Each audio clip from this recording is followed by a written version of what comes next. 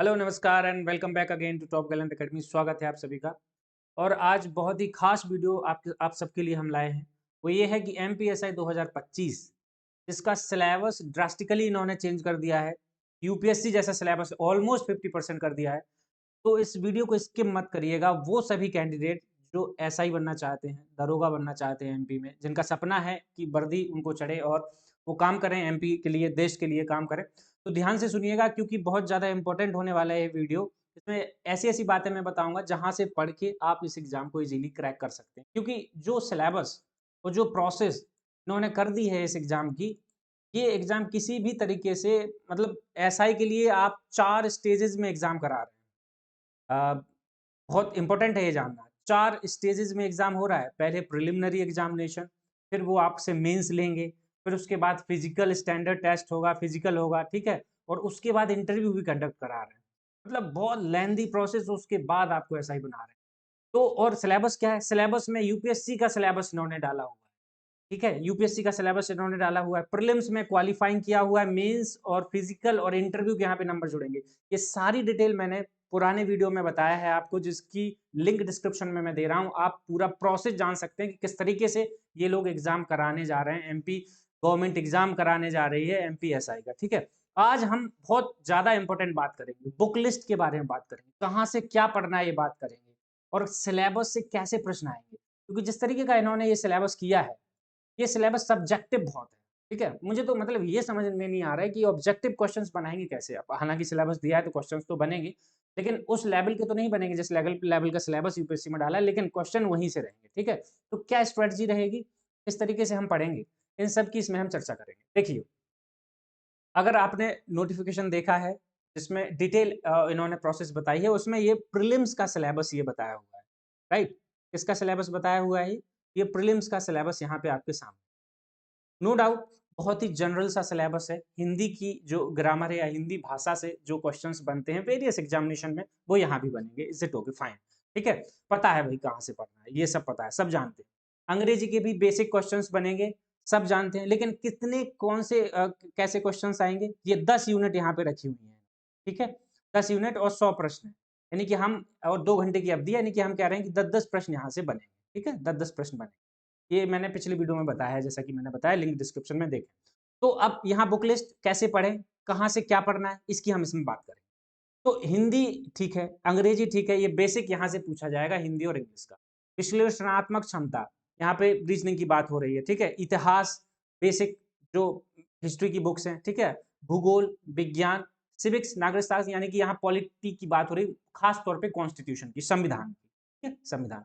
बुनियादी कंप्यूटर ज्ञान, basic computer knowledge, तर्क शक्ति और करंट अफेयर, ठीक? अब सबसे पहले तो हम प्रीलिम्स के सिलेबस की हमने बात कर ली है। हम इसकी बुक लिस्ट की बात करें कि भैया पढ़ना कहाँ से, सीधा मुद्दे पे आते हैं, ठीक? करंट अफेयर्स, जिस दिन नोटिफ़िकेशन आएगा, जिस दिन एग्ज़ाम होगा, उस एग्ज़ाम से आप पीछे चले जाना कम से कम 8 महीने, ठीक है? और जो 1 साल का पढ़ लेता है वेल एंड गुड। अब इन्होंने करंट अफेयर्स बहुत ब्रॉड टर्म दी है यहाँ पे, यानी कि 3 कैटेगरी में आपको पढ़ना है करंट। एमपी का करंट देखना है लगभग 8 महीने का, 10 महीने का हम एवरेज मान के चलते हैं, 10 महीने का। इंडिया का और इंटरनेशनल करंट आपको देखना है कम से कम 10 महीने का, जो सुर्खियों में है, स्पोर्ट्स से रिलेटेड, अवार्ड्स से रिलेटेड, ठीक है? और अपॉइंटमेंट से रिलेटेड, ठीक? क्या हो रहा है ये सब सुर्खियों में, ये आपको इंटरनेशनल पढ़ना है, इंडिया का पढ़ना है और एमपी का पढ़ना है। किसी भी एक मंथली करंट अफेयर मैगज़ीन से आप पढ़ सकते हैं। टॉप गैलेंट भी अपनी monthly current affair booster magazine निकालता है, इसको आप पढ़ सकते हैं। इसमें अगर आपको कुछ इश्यू होता है तो आप हमें ज़रूर बताएँगे। फिर भी मैं आपसे कहूँगा कि आपको जो भी मैगज़ीन आपको अच्छी लगे, वो पढ़ सकते हैं। 6 मंथली पढ़ सकते हैं, ठीक है? जिसकी भी आपको मैगज़ीन पढ़ना है, एक मैगज़ीन फ़ॉलो करके आप क्या कर सकते हैं, इस करंट अफेयर वाले पोर्शन को खत्म कर सकते हैं और एमपी के करंट को भी ऐसी किसी मैगज़ीन से आप पढ़ सकते हैं। ये रीज़निंग है, ठीक? यूट्यूब के थ्रू या किसी एक बेसिक जो बुक्स हैं, उनके थ्रू आप कर सकते हैं। इसकी भी एक बेसिक बुक लेके आप कर सकते हैं। या यूट्यूब पे जो क्लासेज़ हैं, जिन्होंने बढ़िया पढ़ाया है बेसिक कंप्यूटर, वहाँ से कर सकते हैं। ये जो आपका नागरिक शास्त्र, विज्ञान, भूगोल, इतिहास, ये आपका लूसेंट से कवर हो जाएगा फॉर प्रीलिम्स। ज़्यादा इसमें परेशान होने की ज़रूरत है नहीं। ये आप लूसेंट जीके से आराम से कवर कर सकते हैं, ठीक है? इसी के साथ इन्होंने इसमें एमपी की बात तो नहीं करी है, पर इसमें शायद कुछ क्वेश्चन्स इतिहास के एमपी से शायद अगर हों, ठीक है? क्योंकि मेंस में तो क्लियरली इन्होंने एमपी का ज़िक्र किया है, अभी बताएँगे, ठीक? तो आप फिर भी इसको तैयार करके जाइएगा परीक्षा धाम से। ठीक, परीक्षा धाम एक ऐसी बुक है जो आपके मेंस का जो सिलेबस है, किसका मेंस का सिलेबस है, एमपीएसआई का। एमपीएसआई का जो मेंस का सिलेबस है उसमें ये काम आएगी, जरूर से पढ़ें। ठीक है, बहुत अच्छे से इसमें एक्सप्लेन किया गया है। लूसेंट आपको पढ़ना है, ये दो किताबें आपकी प्रीलिम्स में भी काम आएंगी, मेंस में भी काम आएंगी, प्लस करंट अफेयर भी आपको पढ़ना है। यानी कि ये तीनों किताबें प्रीलिम्स में आपके मोर देन 90% काम आएंगी। ठीक है, कितना आएंगी, मोर देन 95% काम आएंगी। और यही किताबें मोर देन 50% आपके किसमें काम आने वाली है, मेंस, मोर देन 90% फिल्म्स में। तो ये किताब बहुत अच्छे से पढ़े, ठीक, बहुत अच्छे से, क्योंकि यहाँ पे करंट अफेयर का इन्होंने ठीक ठाक वेटेज रखा है। तो रीजनिंग, विश्लेषणात्मक क्षमता, हिंदी और अंग्रेजी। हिंदी के लिए भी कोई बेसिक हिंदी की बुक, वहां से आप जो भी हिंदी की ग्रामर है, भाषा के जो भी क्वेश्चन जहाँ से जैसे बनते हैं उसको आप करें। ऐसी बेसिक जो अंग्रेजी का है वो करें। और यहाँ से आप लूसेंट से कर सकते हैं बेसिक की बुक। तो ये कुछ जानकारी हो गई प्रीलिम्स की। फिर भी अगर आपको कोई डाउट है तो कमेंट सेक्शन में, जितने भी कैंडिडेट तैयारी कर रहे हैं नए हैं, उन सबके पास ये बेसिक बुक्स होती हैं ऑलरेडी। ठीक है, कंप्यूटर की बेसिक बुक्स जो भी है वो होती हैं। नहीं, अगर आपको फिर भी डाउट है तो आप हमारे टेलीग्राम चैनल पे आके, नंबर भी डिस्क्रिप्शन में है, आप डायरेक्टली पूछ सकते हैं कि नहीं हमें नहीं पता। ठीक है, तो आपकी हेल्प करी जाएगी। फिर भी मैंने यहाँ पे कुछ बुक्स यहाँ पे बताई हैं जिनको आप परचेस करके अपनी तैयारी अभी से शुरू कर सकते हैं, क्योंकि जिस तरीके का सिलेबस और जो इन्होंने पैटर्न 4 पार्ट में बांटा है, ठीक है, तो बहुत ज़्यादा लेंदी प्रोसेस है और रिफाइन होके कैंडिडेट यहाँ पहुँचने वाले। Are you getting my point? अब आते हैं मेंस पे, मेंस का सिलेबस। ठीक, अब मेंस के सिलेबस में आपने हेडलाइन वो थंबनेल पे देखा होगा, मैंने लिखा है कि यूपीएससी जैसे। पहले तो मैं आपको ये वेरीफाई कराता हूँ। इसमें बहुत सारे जो पॉइंट्स हैं, जैसे कि ये स्वतंत्रता के बाद देश का भीतर समेकन एवं पुनर्गठन, भारतीय समाज की मुख्य विशेषताएं, भारत की विविधता। ठीक है, ये तो चलो एमपी से है। अगेन ये एमपी से है तो कहाँ से होगा, परीक्षा धाम से होगा। महिलाओं और महिला संगठन की भूमिका, जनसंख्या संबंधी मुद्दे, भारतीय समाज पर वैश्वीकरण का प्रभाव। ठीक है, ये किसकी बात कर रहे हैं, मेंस में 2 पेपर होंगे।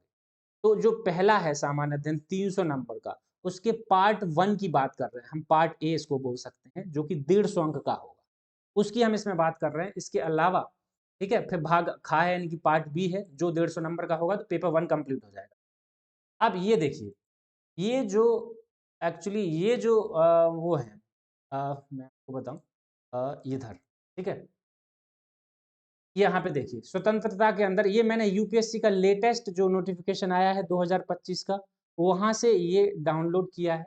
आप यहाँ पे क्लियरली देख सकते हैं। तो ये यूपीएससी का इन्होंने एज इट इज छापा हुआ। ठीक, ये देखिए भारतीय समाज की मुख्य विशेषताएं और भारत की विविधता। तो ये कहाँ से छापा हुआ है, यूपीएससी, वो भी मेंस का सिलेबस, मेंस का। ठीक है, तो सबसे बड़ी बात यह है कि बहुत ही सब्जेक्टिव है टॉपिक। हाँ, कुछ अंदाजा लगा सकते हैं कि कहाँ से कितने क्वेश्चंस बन सकते हैं, यानी क्या पढ़ना है, लेकिन कंप्लीट एक आइडिया नहीं मिलेगा यहाँ से। ठीक है, और एक कोई प्रॉपर किताब नहीं है, मैं आपको बता दूं, ये जो मुद्दे हैं ना, इनकी कोई प्रॉपर एक किताब नहीं है कि सारे मुद्दे एक जगह मिल जाए। ये देखिए, भारतीय समाज पर भूमंडलीकरण का प्रभाव, तो सारे एक जगह नहीं मिलेगा तो पढ़ना कैसे है, अभी बताता हूँ मैं, आप बने रहिए। ठीक, तो अभी मैंने आपको क्या बताया कि ये सारे टॉपिक कहाँ से लिए गए हैं, जो मैंने टिक लगाए हैं, यूपीएससी से। इसके अलावा और कोई लिया गया है क्या? जी, ये भी टॉपिक यूपीएससी मेन से उठाया है, ये भी उठाया है, ये भी उठाया है, ये भी उठाया है, ये भी उठाया है। ठीक है, कहाँ से उठाया है? यूपीएससी। यानी कि अब मैं किस में पहुंच गया हूँ, भाग खा। यानी कि पेपर 1 जो मेंस में होगा, 2 पेपर होंगे, पेपर 1 और पेपर 2, इसमें 2-2 पार्ट होंगे, जिसमें एक पार्ट हमने हिस्ट्री देख लिया, दूसरा पार्ट पॉलिटी है। तो पॉलिटी में ये टॉपिक कहाँ से उठाए गए हैं, अगेन मैं दिखाता हूँ आपको। ये देखिए, ये सारे ये यूपीएससी मेंस का सिलेबस, यूपीएससी मेंस का सिलेबस है जीएस। इसके अलावा अब आगे देखिए, पेपर 2, पेपर 2 जैसा मैंने कहा कि 2 पेपर है। पेपर 2 में भी भाग का है और भाग खा है। तो भाग का में क्या आएगा, करंट अफेयर्स आएगा, विज्ञान एवं प्रौद्योगिकी, विकास अनुप्रयोग, रोजमर्रा के जीवन में इसके प्रभाव, सूचना प्रौद्योगिकी, अंतरिक्ष, computer, robotics, nano technology, biotechnology, ये आप पढ़ लीजिएगा। ठीक है, ये संरक्षण, पर्यावरण संबंधी मुद्दे, क्षरण, पर्यावरण, ये सारे क्या हैं, भाग का में है। और भाग खा, और ये भी 6, 7, 8, 9, 10, 11, 12, 13 पॉइंट यहाँ। ठीक, 13 पॉइंट भाग पेपर 2 के भाग का में है, और पेपर 2 के भाग खा में ये आपके 6 पॉइंट है, जो जो कि डीआई और मोस्टली मैथ्स है और रीजनिंग का एक टॉपिक है, ये वाला तर्क शक्ति। तो इसके लिए आप राकेश यादव सर के नोट्स भी परचेज कर सकते हैं। ठीक है, ठीक, जिसको जो सहूलियत लगे यूट्यूब से आप फ्री क्लासेस डाल के आप ये डालिए रेशियो एंड समानुपात, अनुपात और समानुपात, बहुत सारी क्लासेस आ जाएंगी जो आपको अच्छी लगे, जिस भी टीचर की अच्छी लगे वहां से निपटाइए। एक बात का याद रखिए कि जो लिखा है केवल वही टॉपिक आपको करने हैं, प्रश्न भी वहीं से आए, ये तो क्लियर है। यानी अनुपात तो अनुपात निपटाइए, अनुपात तो समानुपात में पढ़े। ये लिखा है लाभ हानि, अब लाभ हानि चाहे तो आप यहाँ नोट से कर लीजिए या किसी एक बुक से कर लीजिए, करेंट पब्लिकेशन की भी बुक आती है वहां से भी आप कर सकते हैं, राकेश यादव के नोट से भी कर सकते हैं सर के। इसके अलावा आप यूट्यूब से भी कर सकते हैं। सो बथेरे ऑप्शन, जहां से मन करे वहां से करें, लेकिन करें केवल यही, पूरी नहीं करनी अंक गणित। चक्रवृद्धि ब्याज लिखा है तो केवल वही कर ली, है ना, डिस्काउंट करिए, सिंपल इंटरेस्ट करिए और लाभ हानि करिए, क्षेत्र मिति, क्षेत्र परिमाप, आयतन और ये रीजनिंग बात पोर्शन भी आपको, डिसीजन मेकिंग भी यहाँ पे दिए गए कुछ क्वेश्चंस डिसीजन मेकिंग के, वो बहुत ही बेसिक से क्वेश्चन होंगे। मैं अपने चैनल पे आपको एक सैंपल के तौर पे करा दूंगा जब नोटिफिकेशन आ जाएगा, ठीक है। तो ये समस्या समाधान के क्वेश्चन होंगे और डीआई, ठीक है, चार्ट ग्राफ तालिका, तो ये आप बेसिक बुक से कर सकते हैं। यहाँ पे नंबर सिस्टम भी है, ठीक है। और तो ये हो गया आपका भाग का, क्लियर है यहाँ तक। फिर भी कोई डाउट हो तो कमेंट सेक्शन में जरूर बताएं। अब आते हैं हम पीछे, जो कि बहुत ही ज्यादा पेचीदा मुद्दा है कि सर करें क्या इसकी, ठीक है। अब देखिए, ये आपका हड़प्पा सभ्यता हो गया। अब हम सीधा पहुंच रहे हैं मेंस में। मेंस का मैंने आपका पेपर 2 का, अभी आपको मैथ का बताया कहाँ से क्या करना है, पेपर 2 का पार्ट बी बता दिया, ठीक है। पार्ट बी ये मैंने आपको बता दिया, टिक मारते जाएं, ठीक है, ये बता दिया। अब मेंस के पेपर 2 में पार्ट 1 है और पार्ट बी है और पार्ट ए है, अभी ये नहीं बताया। और पेपर 1 के दोनों नहीं बताए कहाँ से पढ़ा है, वो दोनों बता दें। पेपर 1 का ए और बी, अभी हम पेपर 1 का ए खोलें। देखिए, जब आप लूसेंट पढ़ेंगे तो लूसेंट से आपका ये वाला टॉपिक मोस्टली कवर हो जाए। हड़प्पा सभ्यता, मौर्य समाज, गुप्त साम्राज्य, हर्षवर्धन, 11वीं शताब्दी से 14वीं शताब्दी तक उपमहाद्वीप में आए यात्रियों के द्वारा के सामाजिक भक्ति सूफी परंपराएं, विजयनगर साम्राज्य। फिर भी अगर कुछ बचता है तो एक बार आप एनसीईआरटी जरूर देख लें। एनसीईआरटी में ये टॉपिक दिए गए हैं, आप इतिहास की एनसीईआरटी 6 to 12 में चेक करें, ठीक है। 6, 7, 8, 9, 10 तक ही पढ़ना पड़ेगा, 11, 12 शायद 9th या 10th, इसमें दो किताबें जो हैं वो वर्ल्ड ज्योग्राफी से रिलेटेड हैं, वो तो सीधा आप काट देना उन्हें, ठीक है। तो 6 to 12 में एनसीईआरटी में देखेगा, इन केस अगर कुछ रह जाता है तो आप वहां से इन टॉपिक्स को कवर कर लीजिएगा, बड़े अच्छे दिए गए। और इंग्लिश मीडियम वालों के लिए आप तमिलनाडु बोर्ड से भी कर सकते हैं। तमिलनाडु बोर्ड की जो एनसीईआरटी है ना वो इंग्लिश में है, तो वो वहां से भी कर सकते हैं। और हिंदी मीडियम वाले अब जो एनसीईआरटीज हैं हिंदी की, वहां से ये वाले टॉपिक कवर कर सकते हैं, प्लस लूसेंट से तो करना है। बात क्लियर है यहाँ तक, ठीक है। अब ये देखिए, स्वतंत्रता के बाद देश के भीतर समीकरण और पुनर्गठन किस तरीके से, यहाँ से क्वेश्चन बन कैसे सकते हैं। अच्छा, कोई मतलब सोचेगा तो क्या सोचेगा, आप सोच के देखिए, हम लोग मिलकर सोचते हैं भैया स्वतंत्रता के बाद। अब देखिए स्वतंत्रता के बाद हुआ क्या क्या, मांग उठी, भाषा के आधार पर राज्यों की मांग उठी। सबसे पहले आंध्र प्रदेश बनाया गया, ठीक है, जेबीपी कमेटी बनाई गई थी, ठीक। उसके बाद आयोग आया, ठीक है, आयोग ने अपने सुझाव दिए कि भाषा के आधार पर बन सकता है कि नहीं, तो आयोग हो गया, ठीक है। अब पटेल साहब ने किस तरीके से एकीकरण किया था, कौन को जनमत के द्वारा किया था, कहाँ पे पुलिस फोर्स द्वारा किया था, 3 जगह थी ना वो मत। तो इस तरीके से ये जो क्वेश्चन है, मतलब ये जो टॉपिक्स हैं, ये सारे टॉपिक इसमें कवर होंगे। और मैं आपको बता दूं कि बिपिन चंद्र का जो आजादी के भारत की किताब है, उसमें 2 चैप्टर दिए गए हैं, पुनर्गठन और समेकन और पुनर्गठन, आजादी के बाद भारत बाय बिपिन चंद्रा। यहाँ पे 2 चैप्टर दिए गए हैं, आप चाहें अगर आपको सहूलियत हो तो आप वहां से 2 चैप्टर पढ़ सकते हैं, समेकन और पुनर्गठन से संबंधित वहां पे चैप्टर दिए गए हैं, तो डिटेल में बताया गया है ना। मुझे नहीं लगता कि एमपीएसआई में इतना डिटेल में पूछेंगे, लेकिन मैंने जो आपको टॉपिक बताए कि स्वतंत्रता के बाद देश में किस तरीके से पुनर्गठन हुआ, ठीक, किस तरीके से उसके बाद संविधान संशोधन भी किए गए थे, कुछ संविधान में संशोधन अमेंडमेंट भी किए गए थे, उनकी भी चर्चा इसमें। अब भारतीय समाज की मुख्य विशेषताएं और भारत की विविधता, अब बड़ा ही ब्रॉड टॉपिक है, ओपन एंडेड टॉपिक है, बहुत ही मतलब भारत की विविधता। अब भारत की विविधता में तो कश्मीर से लेके और तमिलनाडु यानी कन्याकुमारी तक के सारे कल्चर जो फेस्टिवल्स हैं वो भी इंक्लूड हो जाएंगे, ठीक है। ठीक, तमिलनाडु का जैसे वो कौन सा है एक त्योहार, कर्नाटक का है, ठीक। तो ये सब इसमें आ जाएगा, तो यानी कि बेसिक जो है, खासतौर पे आप न्यूज पे थोड़ा सा ध्यान रखें। इसके अलावा मैं आपको बता दूं एक चीज, ये देखिए यहाँ पे, ये भारतीय समाज की बुक है, ठीक है। अब कौन सी किताब है, आप शुरू से निकालते हैं इसको, भारतीय समाज, ये देखिए कक्षा 12 के लिए समाजशास्त्र की पुस्तक। अब ये कक्षा 12 की एनसीईआरटी है। अब इस कक्षा की 12 की एक टॉपिक के लिए मैं आपको ये नहीं बताऊंगा कि आप ये पूरी किताब पढ़े, पर ये जो लिखा है ना, पहला भारतीय समाज एक परिचय, ये जनसांख्यिकीय संरचना, ठीक है, सामाजिक संस्थाएं, निरंतरता एवं परिवर्तन, इसमें से कुछ शुरू के 1-2 चैप्टर पढ़ सकते हैं, ठीक है? एक बेसिक अंडरस्टैंडिंग, मैं ये नहीं कह रहा हूँ क्वेश्चन यहाँ से आ जाए, पर आपकी एक अंडरस्टैंडिंग डेवलप हो जाएगी कि एलिमिनेशन बेस्ड पे भी अगर वहाँ से 1 आध 2 क्वेश्चन सॉल्व हो सके तो, ठीक है? वापस चलें? तो ये हो गया। अब अगला टॉपिक जो है वो मध्य प्रदेश का है, जनसांख्यिकी। अगेन एक ही किताब है, फर्क चला, वहाँ से पढ़िए। महिला और महिला संगठन की भूमिका। अब देखिए अगला टॉपिक, महिला और हाँ, महिला संगठन की भूमिका, जनसंख्या संबंधी मुद्दे। देखो, यहाँ से आपकी डेमोग्राफी, जनसंख्या एवं संबंधित मुद्दे। तो आप जो भी जनसंख्या से रिलेटेड, भारत की जनसंख्या कितनी है, कितना डेंसली पॉपुलेटेड है, कौन से सबसे ज़्यादा सघन राज्य है, कौन सा कम सघन राज्य है, पॉपुलेशन रेशियो क्या है, मेल फीमेल का रेशियो क्या है, सेक्स रेशियो क्या है, ठीक है, चाइल्ड रेशियो, ये सब आपको यहाँ से कवर करने हैं। तो कुल मिला के ये मैं ये बताना चाह रहा हूँ कि जो टॉपिक है आप टॉपिक वाइज उठाइए। यहाँ पे मैंने जो बताए हैं आपको वो सारा कुछ पढ़ना है। ठीक, शहरीकरण, शहरीकरण उनकी समस्याएं, उनके उपचार। शहरीकरण की समस्याएं क्या हो सकती है? पोल्यूशन हो सकता है, तो आपको पोल्यूशन अच्छे से, ठीक, क्योंकि ये जो टॉपिक दिए गए हैं इस बार एमपीएसआई के मेन सिलेबस में वो किसी एक किताब में कंपाइल नहीं है। मैं अगेन वही वही आपसे बात कर रहा हूँ। तो शहरीकरण की समस्याएं क्या हो सकती हैं? फीवर से रिलेटेड प्रॉब्लम हो सकती है, अमृत योजना आई थी, ठीक है, उसको भी आपको देखना होगा। पॉल्यूशन से रिलेटेड, पॉल्यूशन आगे भी है, ठीक है। तो विकासात्मक मुद्दे, एसडीजी गोल इसमें आ जाएंगे। सस्टेनेबल डेवलपमेंट गोल आपने सुना होगा 17 जो है, ठीक है, तो वो विकासात्मक मुद्दे हैं।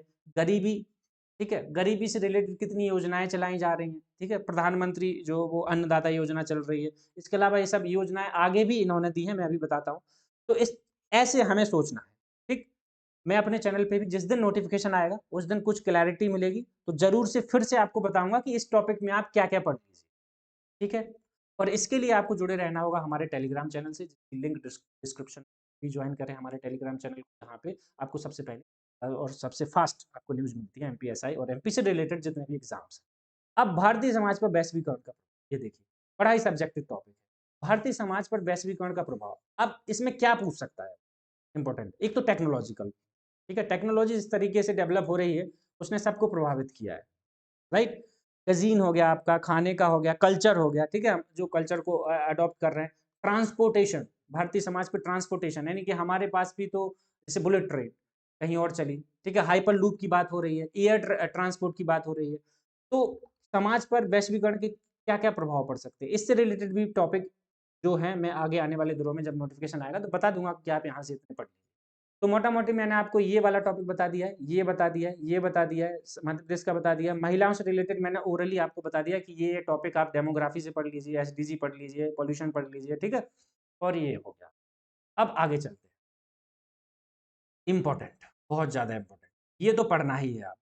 किसी ने नहीं बताया होगा ये, लेकिन मैं सबसे पहले बता रहा हूँ आपको, हमारे टॉप गैलेंट चैनल पर कि एमपीएसआई के लिए पार्ट 2 को बहुत अच्छा कर लीजिए। यहाँ से सबसे ज़्यादा क्वेश्चन हिट होने चाहिए। एमपीएसआई की जो तैयारी कर रहे हैं, पेपर 1 के, मेंस के पेपर 1 के भाग खा यानी कि पार्ट बी से सबसे ज़्यादा क्वेश्चन सही होने चाहिए। क्यों? क्योंकि ये पूरा पॉलिटी है और ये सीधा लक्ष्मीकांत से टॉपिक दिए गए हैं। मैं अभी आपको दिखाता हूँ। आपको ये ज़रूर से पढ़ें। ये देखिए। अब यहाँ पे चलिए। भारतीय संविधान का ऐतिहासिक आधार। अब वहाँ देखिए, ऐतिहासिक पृष्ठभूमि, ठीक है? ये देखिए ऐतिहासिक पृष्ठभूमि, हिस्टोरिकल बैकग्राउंड, ये आपको पढ़ना है। आगे क्या कह रहा है? आगे कह रहा है उसका विकास, संविधान का विकास। अब संविधान का डेवलपमेंट कैसे होगा?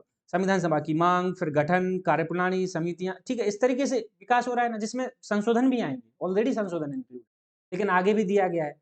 विशेषताएँ पूछ रहा है और संशोधन पूछ रहा है, ठीक? बुनियादी संरचना पूछ रहा है और प्रावधान पूछ रहा है। मैं दिखाता हूँ आपको, ये जो किताब है मैंने लक्ष्मीकांत से फ़ोटो लिया है, तो एम लक्ष्मीकांत हिंदी में ज़रूर खरीदें, ठीक है? और हिंदी में खरीद के ये टॉपिक वहाँ से कवर करें, जो भी एमपीएसआई की तैयारी करना चाह रहे हैं, करने ही पड़ेंगे, ठीक? अब ये देखिए प्रमुख विशेषताएँ, संविधान की प्रमुख विशेषताएँ और क्या टॉपिक छापा है? क्या टॉपिक छापा है? प्रमुख विशेषताएँ, संशोधन, महत्वपूर्ण प्रावधान और बुनियादी संरचना, ठीक? अब ये देखिए आगे चलते हैं। अब महत्वपूर्ण प्रावधान मतलब विशेषताएँ क्या हैं संविधान की, ठीक? महत्वपूर्ण उसके प्रावधान क्या-क्या हैं? महत्वपूर्ण प्रावधान आप सोच के देखिए, संविधान के महत्वपूर्ण प्रावधान क्या-क्या हैं? नागरिकता है, मूल अधिकार है, मूल कर्तव्य है, ठीक है? तो ये तो आपको पढ़ना ही है भैया, ये छोड़ भी तो नहीं सकते। वो छोड़ना भी नहीं है, और आप प्रीलिम्स निकाल के लूसेंट में ऑलरेडी पढ़ के आ रहे होंगे ये सब। तो यहाँ से पढ़ के आप क्या करेंगे कि अगर क्वेश्चन थोड़ा बहुत भी ऊपर नीचे होता है, थोड़ा डेप्थ में जाता है, तो आप आसानी से कवर कर लेंगे। बात क्लियर है? ठीक है। अब आगे देखते हैं। संघ एवं राज्यों के कार्य, उत्तरदायित्व, संघीय ढांचे संबंधित मुद्दे, चुनौतियां, विभिन्न अंगों के बीच शक्तियों का पृथक्करण, विवाद निवारण, संसद, राज्य विधायिका संरचना, कामकाज, कारोबार से संचालन, शक्तियां, विशेषाधिकार, कार्यपालिका, न्यायपालिका, उसकी संरचना पढ़ना है, संगठन पढ़ना है, कामकाज पढ़ना है, मंत्रालय और विभाग, दबाव समूह। ये देखो, ये जो टॉपिक दिया है ना दबाव समूह, ये सेपरेट दिया है लक्ष्मीकांत में, मैं अभी आपको दिखा। ये देखिए, इधर चलते हैं हम, ये देखिए दबाव समूह। अब ये लक्ष्मीकांत से पढ़ना है आपको। ठीक, एनसीईआरटी में भी इसकी बात करी गई है। कौन सी एनसीईआरटी अभी मुझे याद नहीं आ रहा है। एनसीईआरटी में भी इसकी बात करी गई है, मैं बता दूंगा आपको टाइम। ठीक, तो ये हो गया। इसके अलावा आप कार्यपालिका और न्यायपालिका, संसद, राज्य विधायिका, ये भी आपको यहीं से कवर करने हैं। देखिए, संसद यहाँ से शुरू हो रही है आपकी संसद। ठीक, तो ये संसद। अब मैं ये नहीं कह रहा हूँ कि पेज टू पेज आपको लक्ष्मीकांत पढ़ना है, आप ये गलत मत समझ लेना। पेज टू पेज नहीं पढ़ना है, आप जो टॉपिक मैच कर रहे हैं उन्हीं को पढ़ना है। जैसे हमने दबाव समूह बताया, संसद बताया, और ऊपर से तो 6-7 कंटिन्यू पढ़ना है, 6-7 चैप्टर मूल कर्तव्य तक। ठीक, ये संसद आपको पढ़ना है। संसद की समितियां आपको पढ़नी पड़ेंगी। ठीक, संसदीय मंच ये छोड़ सकते हैं आप, पार्लियामेंट्री फोरम नहीं पढ़ना है। ठीक, संसदीय समूह नहीं पढ़ना है। ठीक, न्यायपालिका की बात करी गई है तो उच्चतम न्यायालय आपको पढ़ना है, यहाँ से आप देख लीजिए क्लियरली। ठीक, तो यहाँ पे ये देखिए न्यायपालिका, तो उच्चतम न्यायालय आपको पढ़ना है। राज्य विधायिका की संरचना, कार्य और जो उसका वो है, किस तरीके से काम करते हैं। तो ये यहाँ पे हम चलते हैं, ये राष्ट्रपति। अब ये जो संसद की संरचना है उसमें राष्ट्रपति आता है, तो राष्ट्रपति नहीं छोड़ सकते आप। अब क्लियरली नहीं लिखा है एमपीएसआई के सिलेबस में कि प्रेसिडेंट, लेकिन संसद की संरचना तो लिखी है ना। संसद की संरचना, संसद की संरचना, संसद में किन किन से मिलकर बनी है संसद? राष्ट्रपति, ठीक है, लोकसभा और राज्यसभा, तो ये पढ़ना है। ठीक, राष्ट्रपति पढ़ना है आपको, प्रधानमंत्री पढ़ना है। ठीक, और लोकसभा राज्यसभा इसी में आ जाएगा सारा, संसद में, ये जब आप पढ़ोगे। तो इस तरीके से लक्ष्मीकांत से आपको ये सारे चैप्टर्स कवर करने हैं। तो मैच, ये भी क्लियर हो गया। आगे बढ़े। अब गरीबी और भूख से संबंधित मुद्दे, पहले इसको देखें। सीधा टॉपिक उठा के डाला है यूपीएससी के, इसकी कोई प्रॉपर बुक नहीं। न्यूज़पेपर आपको थोड़ा थोड़ा देखते रहे चल क्या रहा है। गरीबी, जैसे आपका ये आपका कौन सा है, राष्ट्रीय खाद्य सुरक्षा अधिनियम आया था, ठीक है, जिसमें 75% अर्बन, ग्रामीण, 50% ये शहरी जनसंख्या को क्या दिया जाता है, राशन दिया जाता है। ठीक है, 1 रुपये, 2 रुपये, 5 रुपये। तो एक ये योजना है, प्रधानमंत्री अन्नदाता योजना है। ठीक है, तो ये इनसे रिलेटेड जितने भी इश्यूज हैं, भूख से रिलेटेड जितने भी हैं, न्यूट्रिशन, अब इसमें न्यूट्रिशन पोषण अभियान जो आया है। ठीक है, इसके अलावा महिलाओं से रिलेटेड जो एनीमिया मुक्त भारत, तो ये सब जो कुछ मुद्दे हैं उनको आप पढ़िए। ठीक है, जब तक नोटिफिकेशन नहीं आ रहा है, जितना मैंने बताया उतना आप पढ़िए। इसके अलावा जब नोटिफिकेशन आएगा, मैं डिटेल में आपको बता दूंगा कि इसमें आप ये पढ़ लीजिए, या कुछ मैं करा दूंगा। ठीक, इसके अलावा केंद्र राज्यों द्वारा आबादी के कमजोर वर्गों के लिए कल्याणकारी योजना है। अब वेलफेयर स्कीम, अब ये टॉपिक ओवरलैप हो रहे हैं। वेलफेयर किसका करेंगे? गरीबी का करेंगे, भूख जो गरीब है उनका ही तो करेंगे वेलफेयर। तो जो वेलफेयर स्कीम्स हैं, जितनी स्कीम्स हैं, वेलफेयर स्कीम, ठीक है, विजन पे अगर आप जाएंगे तो स्कीम की एक पीडीएफ डली है। अब आप बोलेंगे इतने बड़े बड़े सोर्स क्यों बता रहे हैं? सारा नहीं पढ़ना है, मैं आपको क्या बताऊं, सब नहीं पढ़ना उसमें। तो स्कीम की पीडीएफ से आप कुछ पढ़ सकते हैं, हिंदी इंग्लिश दोनों में मिल जाएगी, जहां तक है वो मिलती है, शायद हिंदी में भी है। तो उसमें जो मुख्य मुख्य स्कीम्स हैं वो पढ़ सकते हैं, या स्कीम की कोई करंट अफेयर बुकलेट बाहर है तो उसमें से ये कल्याणकारी योजनाएं जो चलाई गई हैं, और एमपी की तो खासतौर पर कल्याणकारी योजनाओं को जरूर से देख लें, और इंडिया की तो देखें। ठीक है, तो ये आपका हो गया। अब आगे देखते हैं, ये हमने आपको बता ही दिया है। अब बचा है ये पेपर 2 का भाग ए, करंट अफेयर्स। अगेन वही जो प्रीलिम्स के लिए पढ़ा था, एमपी, इंडिया और इंटरनेशनल, तीनों। ओके, विज्ञान एवं प्रौद्योगिकी का विकास, अनुप्रयोग रोजमर्रा के जीवन में, इसका प्रभाव, सूचना प्रौद्योगिकी, ये जो दो टॉपिक हैं, इन दो टॉपिक में आपके लिए कोई ऐसी कोई पर्टिकुलर बुक नहीं ना। मैं सजेस्ट करूंगा अगर एक आध होगी तो क्यों हमें, लेकिन करना क्या है इसके, न्यूज़पेपर पर थोड़ा सा ध्यान रखिए। एआई से रिलेटेड कितने टूल हैं, जैसे कि अभी आपने चैट जीपीटी देखा, मैं आपको केवल पढ़ना कैसे है और क्या है वो बता रहा हूँ। ठीक, जिससे कि आप अभी से अपनी तैयारी को बूस्ट दे सके। जैसे चैट जीपीटी आपने पढ़ा, चैट जीपीटी ओपन एआई, ठीक है, ओपन एआई। अब आप सोचेंगे गूगल का भी कुछ आया क्या? हाँ आया है, जेमिनाई। ठीक है, जेमिनाई पूछ सकता है, आएंगे ऐसे ही क्वेश्चंस आएंगे। ठीक है, अभी डीप सी का आया, डीप सी किसका आया? चाइना का आया। ठीक है, तो थोड़ा सा नजर बनाए रखना है, जो करंट अफेयर की मैगजीन में भी आपके कवर हो जाएंगे नैनो टेक्नोलॉजी। ठीक है, नैनो टेक्नोलॉजी से रिलेटेड इसका यूज कहाँ कहाँ हो सकता है, क्वेश्चन आ सकता है कि नैनो टेक्नोलॉजी का यूज कहाँ कहाँ हो सकता है, हेल्थ सेक्टर में हो सकता है, एजुकेशन सेक्टर में हो सकता है, या इन्वायरमेंटल सेक्टर में हो सकता है, हाँ सब में हो सकता है, सब में। ठीक है, बायोटेक्नोलॉजी, आर्टिफिशियल इंटेलिजेंस, ये हम बात कर ही चुके हैं। ठीक है, बौद्धिक संपदा अधिकारों, ठीक है, जो राइट्स हैं, इंटेलेक्चुअल प्रॉपर्टी राइट्स, ठीक है, उन राइट्स के मुख्य प्रावधान क्या है, उनको आपको पढ़ना है। तो ये आपका कवर हो। रोजमर्रा के जीवन में इसका प्रभाव, विज्ञान में रोजमर्रा के जीवन में हमारा क्या क्या प्रभाव पड़ सकता है, साइंस का बहुत सारा प्रभाव है। ठीक है, रोज टेक्नोलॉजी तो सबसे बड़ा प्रभाव डाल रही है, टेक्नोलॉजिकल डेवलपमेंट, जिसमें एआई मुख्य रूप से भूमिका निभा रहा है। तो इस तरीके से आपको यहाँ से टॉपिक पढ़ने हैं। अब यहाँ से पर्यावरण प्रदूषण, पोल्यूशन, कितने प्रकार का पोल्यूशन हो सकता है, क्लाइमेट चेंज इसी से निकल के आ रहा है कि ग्लोबल वार्मिंग किन गैसों से हो रहा है। ठीक है, कार्बन डाइऑक्साइड ग्लोबल वार्मिंग में कैसी भूमिका निभाती है, ग्लोबल वार्मिंग में जो ग्रीन हाउस गैसेज है ना, हिंदी में क्या बोलते हैं उसे, ग्रीन हाउस गैसेज, हरित गृह प्रभाव या हरित गैस जो होती हैं, ग्रीन हाउस गैसेज, वो कौन कौन सी हैं। ठीक, ग्रीन हाउस गैसेज। अब मैं आपसे एक क्वेश्चन पूछता हूँ, क्या वाटर वेपर, वो जो वाटर वेपर है, क्या वो ग्रीन हाउस गैस है, वाटर वेपर, बताइए आप हमें कमेंट सेक्शन है कि नहीं है। ठीक, तो इस तरीके से पर्यावरण का प्रभाव का आकलन किस तरीके, अभी क्या क्या वो चल रहा है, जैसे अभी COP 25, 24, 22 कौन सा हुआ था। ठीक है, अब बताइएगा मुझे कौन सा हुआ था, मुझे याद नहीं आ रहा। तो अभी ये कॉप हुआ था। ठीक है, कॉन्फ्रेंस ऑफ पार्टी मीटिंग हुई थी जो एनवायरमेंट से related, Kyoto protocol, Paris climate deal. तो ये सब पर्यावरण से संबंधित मुद्दे हैं। ठीक है, जो बेसिक है, बिल्कुल बेसिक है, 6-7-10 मुद्दों में आपका ये टॉपिक कवर हो जाएगा। आपको लग रहा होगा कितना बता रहे हैं, पर 8-10 से ज्यादा नहीं, इतना तो पढ़ना पड़ेगा जिस तरीके का इन्होंने सिलेबस डाला। ठीक, और यहाँ पे इन्होंने थोड़ी सी इकोनॉमिक्स डाल दी है, जिसको मैं आपको बताऊंगा टाइम टू टाइम कि उसमें क्या पढ़ना है। और ये सारे टॉपिक जो हैं, ये सारे topic highly subject, highly subject, no particular book. अब आप इससे रिलेटेड किसी बड़े इंस्टीट्यूट जैसे कि दृष्टि IAS हो गया, विजन हो गया, या किसी का हिंदी में अगर नोट्स आते हो, ठीक है, तो आप वहां से पढ़ सकते हैं, लेकिन आप सेग्रीगेट कैसे करेंगे। ठीक है, क्योंकि वो तो GS बाई जा रहे हैं, तो ये देखना बहुत जरूरी है। तो टाइम टू टाइम जो हाईली सब्जेक्टिव टॉपिक है, जब नोटिफिकेशन आएगा तो मैं बता दूंगा कि इसमें ये वाले टॉपिक देख लीजिए, तो वहां से आप उतना। और यही मैं आपसे कहना चाहूंगा कि मैं आपको बता दूं कि MPSI का जो सिलेबस है, बहुत ही ज़्यादा इन्होंने चेंज किया है। इस सिलेबस से तो IPS इंस्पेक्टर भी बनाया जा सकता है, DSP तो कम से कम बना ही जा सकता है, अगर प्रॉपरली ये पूछें, प्रॉपरली पेपर बनाएं तो। ठीक है, और प्रॉपरली तरीके से पूरी प्रोसेस हो जाए तो फिर भी उम्मीद करूंगा कि बहुत अच्छे यहाँ से दरोगा निकलें, और निकलेंगे ही अगर प्रोसेस बहुत अच्छी तरीके से करी है उन्होंने, क्योंकि इस तरीके का सिलेबस है, जो ऐसे क्वेश्चन पेपर अच्छा बनाएंगे तो बहुत अच्छे, उम्मीद करता हूँ दरोगा निकलेंगे, क्योंकि MP की प्रशासन व्यवस्था को मजबूत बनाएंगे, देश को आगे ले जाएंगे, यही मेरी उम्मीद है। मिलते हैं अगली वीडियो में एक नए टॉपिक के साथ, तब तक